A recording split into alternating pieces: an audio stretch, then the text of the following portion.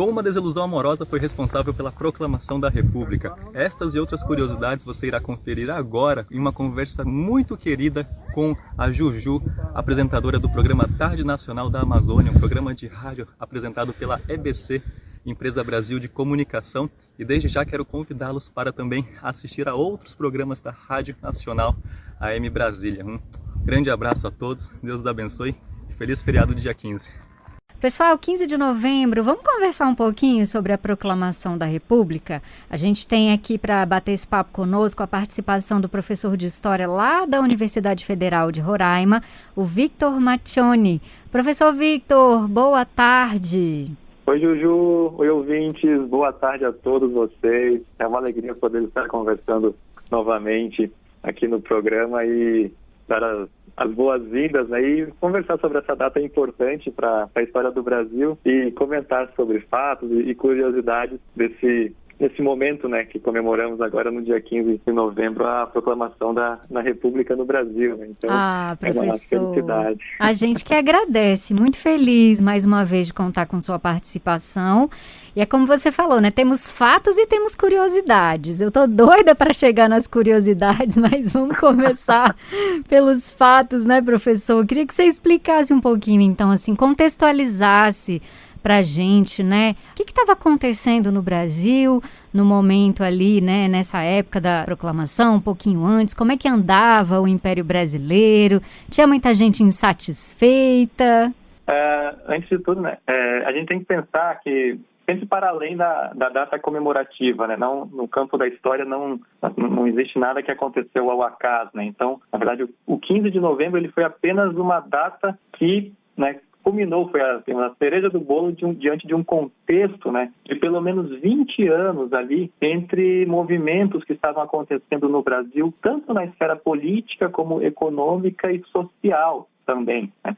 Então, de acordo com alguns historiadores, né, e aqui no caso eu estou me baseando em dois, que é a Miriam Donikoff e o José Murilo de Carvalho, esse é um dos maiores especialistas em história do Império do Brasil, você tem vários contextos, vários fatores, né, que influenciaram. Por exemplo, geralmente quando nós lecionamos sobre os motivos que causaram a proclamação da República, você tem pelo menos três, né, de um contexto muito maior. Um deles é a questão militar, muito conhecida, principalmente para quem estuda o Enem, por exemplo, porque é um assunto que cai com frequência em decorrência de uma maior participação por parte dos militares, principalmente depois da Guerra do Paraguai, em que eles se observam como, às vezes, bem injustiçados quanto às consequências da guerra, né, no que tange a uma participação mais política, uma participação mais ativa nesse contexto. Então, você começa a ter uma mobilização por parte de militares que passaram também a defender valores e princípios republicanos, e você tinha dentro desse grupo várias divisões, né? Alguns deles, inclusive, eram abolicionistas, né? Defendiam o fim da escravidão, por exemplo.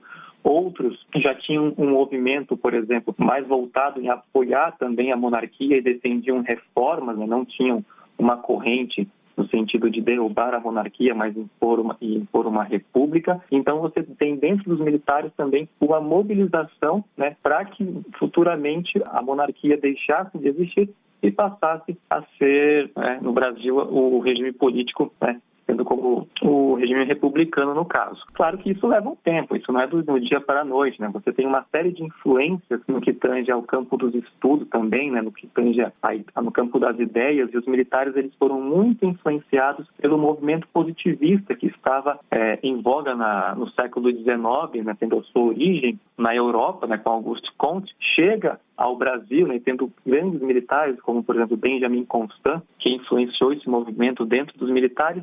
E o lema que, inclusive, hoje está presente na bandeira do Brasil, né? Que é o amor, ordem e progresso. Então, quando você lê a bandeira do Brasil, você vê o lema ordem e progresso, ali é um dos lemas do positivismo que, né, eram críticos ao sistema monárquico e também defendiam um regime republicano e também a abolição da escravatura. Outros motivos também estão presentes para a queda da monarquia é uma perda de apoio no que tange a questão religiosa. Nós devemos lembrar que durante a Constituição do Império do Brasil, o Império do Brasil tinha como religião oficial a religião católica, né? no caso. Dom Pedro era católico e no ano de 1864, né, aproximadamente, o Papa Pio IX, ele enviou uma bula que determinava que, entre outras coisas, entre algumas situações, os católicos envolvidos com a prática da maçonaria fossem excomungados da igreja. E isso foi um problema, porque o Dom Pedro, ele era maçom, né, como ele também era católico, e isso gerava uma certa intriga, porque alguns bispos, no caso, né, fizeram valer esta bula papal, no caso, e isso acabou gerando um certo descontentamento. E isso fez com que ocorresse uma perda do apoio da Igreja Católica, que é muito forte no Brasil hoje também, na época, no caso, né? E isso aconteceu principalmente quando os bispos do Pará e de Olinda foram presos por obedecerem essa ordem do Papa, né? No caso. Então, isso também gerou uma certa rusga, uma certa intriga, né? No que tange, pelo menos, a uma parte da elite da Igreja Católica. E uma das mais importantes, porque isso envolve um dos assuntos mais importantes, se não o mais importante da história do Brasil para muitos, e um dos mais importantes para a história da humanidade, que diga-se de passagem, é um dos assuntos mais tristes também da história da humanidade, que é a questão escravista. O Brasil foi o último país das Américas a abolir a escravidão e a partir de mais ou menos de 1870, na verdade bem antes, você já tinha movimentos abolicionistas, no caso, no Brasil, e que isso passou com o tempo a gerar também certas intrigas, certas disparidades, porque alguns defendiam a manutenção desse regime escravocrata, enquanto que outros não defendiam a manutenção dele, no caso. E isso fez com que ocorresse também uma divisão, principalmente entre as elites do setor da agricultura, né, do setor cafeeiro, porque eles observavam, à medida que o Império do Brasil ia criando leis, como, por exemplo, a Lei do Ventre Livre, né, em 1871, depois de 1885, a Lei do Sexagenário e tudo mais, eles viam isso como uma perda de apoio, né, uma perda de influência no governo central do Império, do governo central do Imperador Dom Pedro II. Então, isso também foi um dos fatores. No caso, digamos, em sala de aula, esses são os três principais motivos. No entanto, é claro, historicamente falando, nós também temos vários contextos, né, que influenciaram nisso. Por exemplo, a Miriam Doni Costa, ela aponta que um dos motivos, por exemplo, também estavam presentes no contexto da urbanização, né? Ainda que o Brasil fosse um país ainda muito agrário, né, um modelo agroexportador, boa parte da sua população ainda vivesse no campo, o contexto da urbanização permitiu com que a cidade passasse a ter um fluxo de crescimento, né, gerando uma diversidade social. Você tinha a circulação de profissionais liberais, de escravos, de libertos, né, de membros da elite, imigrantes nesse contexto, em que você tinha uma difusão de ideias. E algumas delas eram justamente ideias republicanas, além, claro, de questões sociais. E aí nós vamos para o campo da literatura, né, com o romance O Cortiço, de Alípio Azevedo, né, que fala da questão da miserabilidade dos cortiços no Brasil e todo um contexto de desigualdade que estava presente também no Império do Brasil. E aí você passa também a ter um contexto de maiores reivindicações, né, de representatividade política, por exemplo, no direito, a participações nas eleições, por exemplo, o que fortaleceu a origem, por exemplo, de movimentos republicanos, é claro. E aí esse movimento republicano, ele tem grande força, principalmente, né,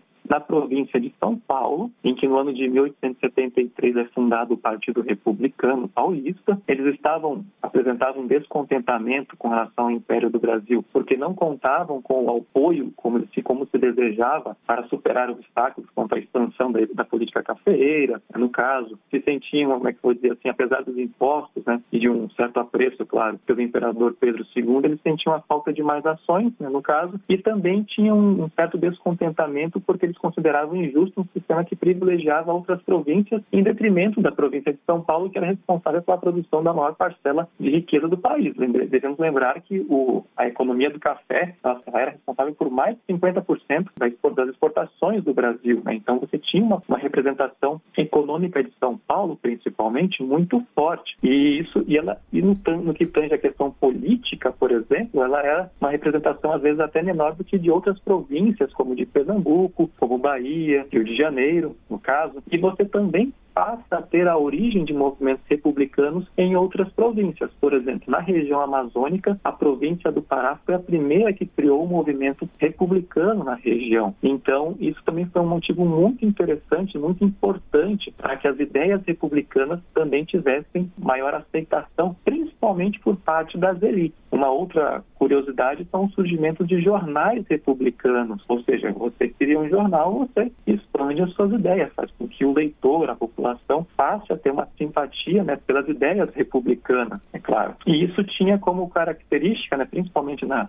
cidade do Rio de Janeiro, o jornal, né, a República, um dos mais conhecidos. Então você tem pelo menos esses fatores, né, que culminaram e futuramente nós tivéssemos aquilo que foi. Isso é uma unanimidade que no dia 15 de novembro de 1889 ocorreu um golpe militar que destituiu a monarquia. Na verdade não foi bem a monarquia, aí já é uma das curiosidades com relação ao dia 15 de novembro, e posteriormente instituiu a República no Brasil. Como assim não foi bem a monarquia, professor? É uma das grandes confusões que acontece no que diz respeito à proclamação da República, o golpe da República. Quando eu falo golpe é porque é uma unanimidade entre os historiadores. Isso foi um golpe. Quer você seja um republicano, obviamente os monarquistas vão dizer que foi golpe, mas até mesmo os republicanos reconhecem que foi um golpe no caso. Então, o que acontece? Na madrugada, né, do dia 15 de novembro, ali no dia 14, no dia 13, você tinha uma mobilização por militares, né, no caso. Havia um rumor de que haveria a prisão de alguns militares e por isso a mobilização daqueles que defendiam o regime republicano. No entanto, no dia 15 de novembro, né, liderados por Deodoro da Fonseca, e aqui tem a perspectiva da ideia do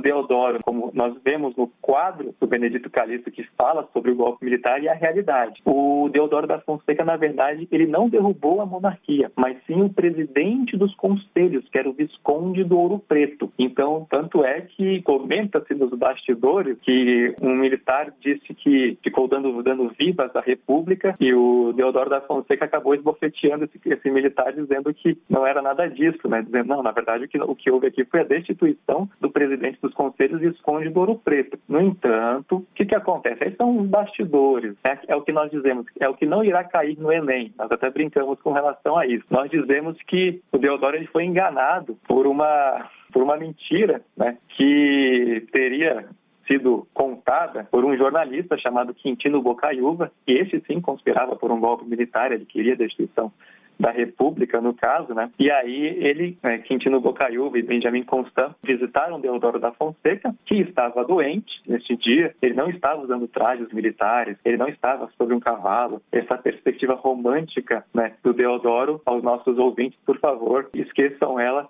saiamos da visão romântica e vamos para a visão realista. E aí ele comentaram, né, ao Benjamin, que o Dom Pedro II havia nomeado uma pessoa chamada Gaspar Silveira Martins, a quem Deodoro da Fonseca odiava. Ele odiava essa pessoa por um motivo curioso. Gaspar Silveira Martins foi uma pessoa que durante muitos anos ele foi, entre aspas, assim, né, uma pessoa muito influente na província do Rio Grande do Sul, onde hoje é o estado do Rio Grande do Sul, e ele odiava essa pessoa. Por quê? Porque o Deodoro teve um amor não correspondido de uma pessoa pela qual Gaspar Silveira Martins acabou se relacionando. Então, diante desta vingança, digamos assim, né, ele falou, pois então digam que a República está proclamada. E por isso que é muito comum, né, nós dizermos, e isso quem escreve José Murilo de Carvalho, em um livro chamado Os Bestializados, no caso, que você não tem um envolvimento da população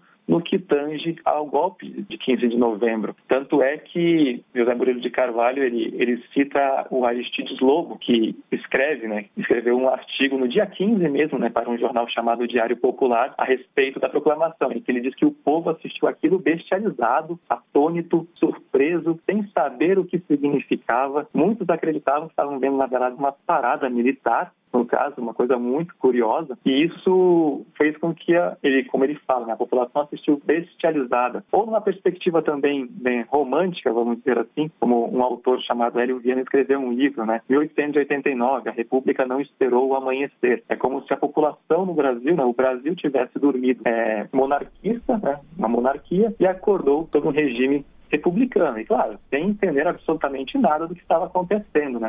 Por isso que quando nós falamos de 15 de novembro, nós concentramos realmente, né, o destaque ante as elites. Você não observa uma grande mobilização popular, por exemplo, o que não quer dizer que não ocorreram revoltas. Obviamente você tinha uma parcela da população que defendia a República, é claro, mas você também tinha uma outra parcela da população que defendia a manutenção da monarquia. né? Então, isso são fatos, né, que acabam fazendo com que os bastidores do 15 de novembro sejam mais, às vezes, até mais interessantes, assim, sejam curiosos, né? Que coisa, professor. É por isso que não havia bandeira, não havia hino, é verdade isso? Sim, exatamente. E aí entra uma outra questão muito interessante.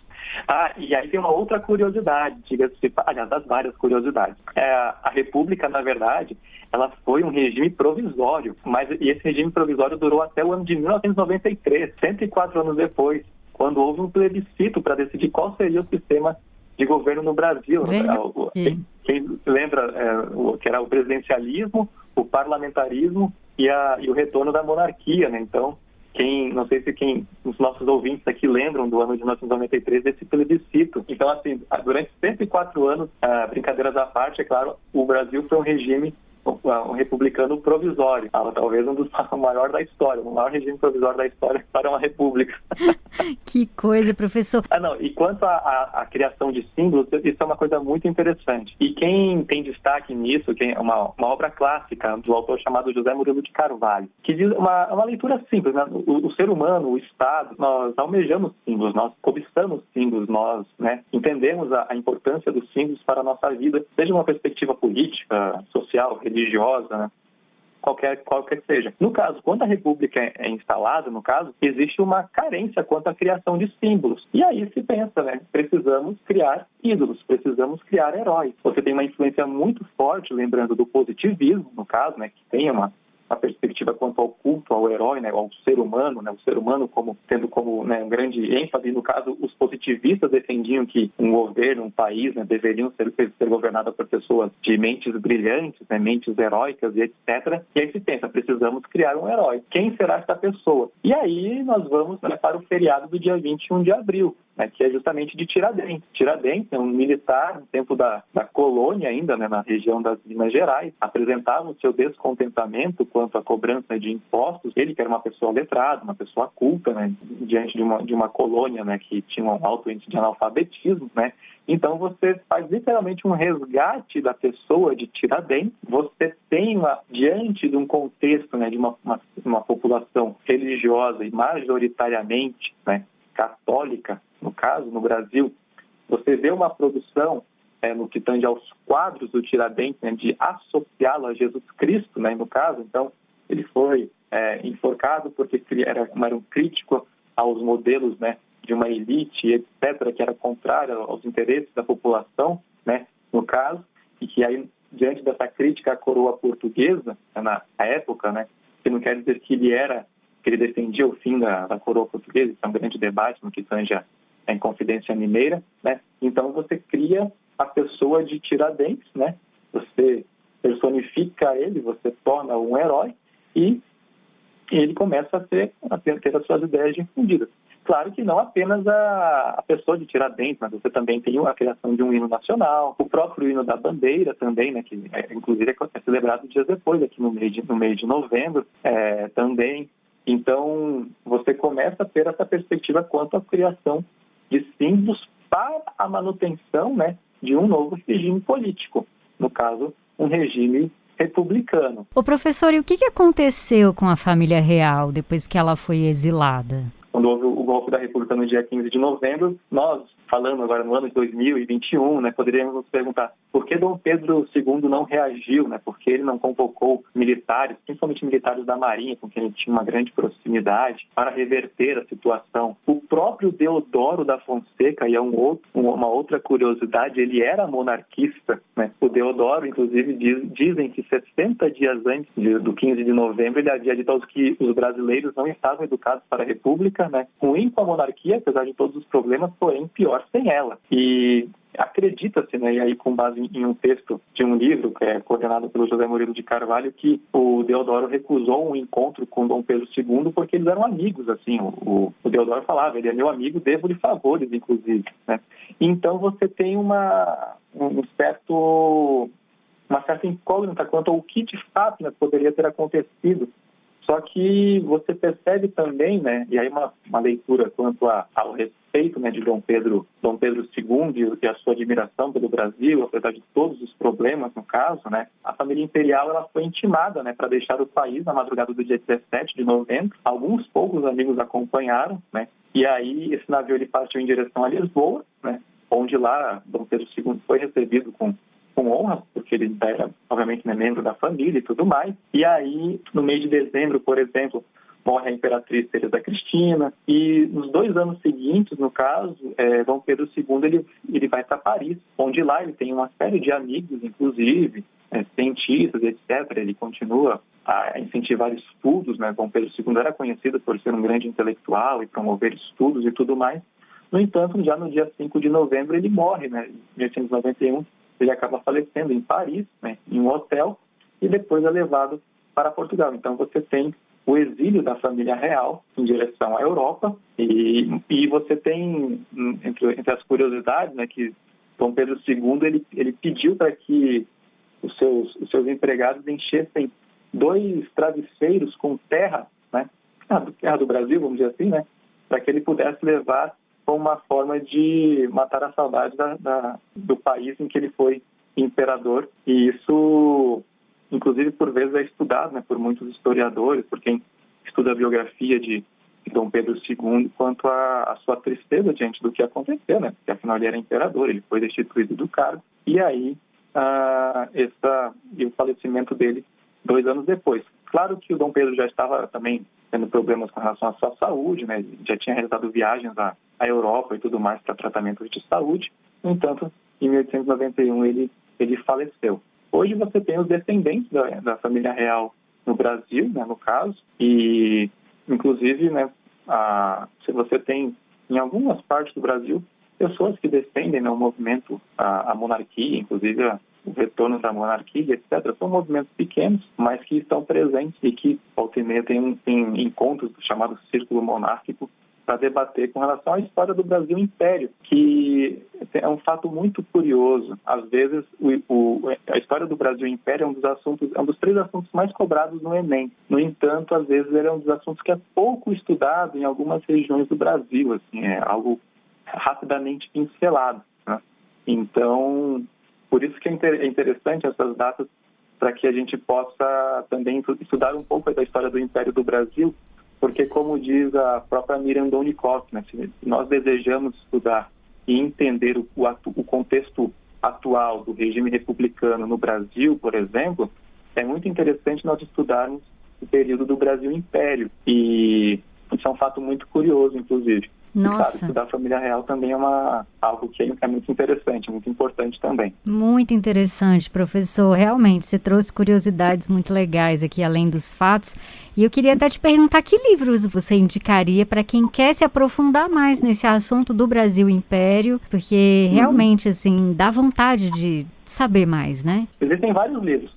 Os mais conhecidos, né, alguns deles estão disponíveis em e-book e tudo mais, são os livros do José Murilo de Carvalho. Um é O Teatro das Sombras, o outro é Os Bestializados e o outro é A Formação das Almas. Você tem um livro muito interessante, editado recentemente pela editora Contexto, e quem gosta de história, eu aconselho você pegar os livros da editora Contexto, que eles são bem didáticos. Eles são tanto para o público acadêmico como para o público curioso, o público leitor, que tem interesse em história do Brasil, que é o livro da Miriam Donikoff, que é a História do Brasil Império. É um livro muito interessante, no caso, né?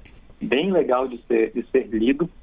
E uma outra autora também muito interessante, que é a Lilia Schwarzer, também, que é antropóloga, ela também tem vários estudos, né, no que tange a sociedade brasileira e nos ajuda a compreender no aspecto social, né? E aí trabalhando, assim, sempre um dos assuntos mais importantes, volto a dizer também, que diz respeito à história do Brasil Império, também pegando com relação ao 15 de novembro, né, no caso, que é a escravidão, né? Nós temos que levar esse assunto a sério, que é um assunto que isso está presente nos dias de hoje, diante de vários contextos, tem uma perspectiva universitária, né? Uma forma de debater sobre isso a partir das chamadas ações afirmativas, as chamadas lei de cotas, por exemplo, em que mostra a disparidade e a desigualdade no Brasil. E existe, né? E as curiosidades quanto à República, né? Logo após proclamada, as suas as suas grandes dificuldades quanto à manutenção, né, de um regime republicano. Você tem uma série de conflitos, uma série de crises, revoltas, conflitos armados, né? O Deodoro da Fonseca fica poucos anos na presidência da República e depois quem assume é Floriano Peixoto, que é conhecido como Marechal de Ferro. Então, é um período que ele tem que ser visto com muito ceticismo, assim, com muita criticidade, porque não foi um momento fácil, não é uma perspectiva romântica que se imaginava, assim, né, de uma perspectiva como o próprio lema da bandeira do Brasil, né, de ordem e progresso. Foi um período de bastante instabilidade política. Né? Então, ficam essas dicas. José Murilo de Carvalho, a Miriam Donikoff também. Tem outros autores, né, por exemplo, um assunto muito legal de ser conversado quando ao século XIX na região amazônica também, que por vezes é um assunto bem pouco debatido, são os livros da própria época, né, escritos, por exemplo, por um político chamado Tavares Bastos, com relação à questão da navegação no Rio Amazonas. Você tem também outros autores, né, o próprio Oliveira Lima, né, os textos de Joaquim Nabuco, por exemplo, que são muito importantes para nós entendermos o contexto ali de final do século XIX, início do século XX. Então, essas são algumas dicas que nós podemos sugerir, né, para entender o contexto do fim da monarquia e início da república, no caso. Maravilha, professor. Olha, eu já deixo o convite aqui para a gente voltar a conversar sobre esses assuntos, né? Ixi, dá pra gente conversar bastante ainda, né, professor? Mas foi muito bom, viu? Eu fico muito contente. E aí, só para esses autores, eles são constantemente cobrados em provas de vestibular, em provas de Enem. Então, quando você estiver lendo eles, você também vai estar, principalmente aqui no caso, falando para os nossos ouvintes que são estudantes, acadêmicos, né? Então vocês vão estar se preparando também para o vestibular, para o Enem, né? Para outras provas no tocante à história do Brasil Império. Maravilha, professor. Olha, uma curiosidade, uma forma de nós estudarmos a proclamação da República é pesquisar na cidade em que você mora, por exemplo, nomes de personagens que estão envolvidos nessa história. Né? Olha. Às vezes Benjamin Constant, Deodoro, Floriano, Isabel, tudo mais. Às vezes alguns nomes ali falam, olha, eu moro numa rua chamada Deodoro da Fonseca. Verdade, pessoa, né? verdade. Então, a forma de despertar a curiosidade, olha, isso tem a ver com 15 de novembro. Que legal, professor. Muitíssimo obrigada. Foi uma delícia nosso bate-papo, viu, professor? Já aguardo nossa próxima conversa. Sempre uma alegria poder conversar com vocês, né? Dizer que eu escuto o programa desde o tempo que eu estagiava na Rádio e TV Universitária da Universidade Federal de Roraima. Quero mandar um beijo a todos, né? E agora, em nome do colegiado do curso de História, eu quero agradecer por esse convite, né? E que saibam que as portas estão abertas, né? Recebam os nossos calorosos abraços aqui diretamente do extremo norte do Brasil e que possamos ter outras conversas sobre a história do Brasil, a história de Roraima, que eu puder ajudar, saibam que será uma alegria, Juju, de coração. Professor, a gente que agradece pela aula, viu? Olha, um abraço enorme. Até a próxima, professor Vitor. Até a próxima. Deus os abençoe e tudo de bom. Para você também. Conversei com o professor de História da Universidade Federal de Roraima, Vitor Mattioni. E é com esta vista maravilhosa do município do Iramutã que eu quero agradecer a todos que assistiram esta entrevista feita para a rádio e que vocês possam ter mais curiosidades a respeito da proclamação da República e também de outras datas comemorativas no Brasil, certo? E eu quero também desejar a todos um excelente final de ano e um grande e carinhoso abraço.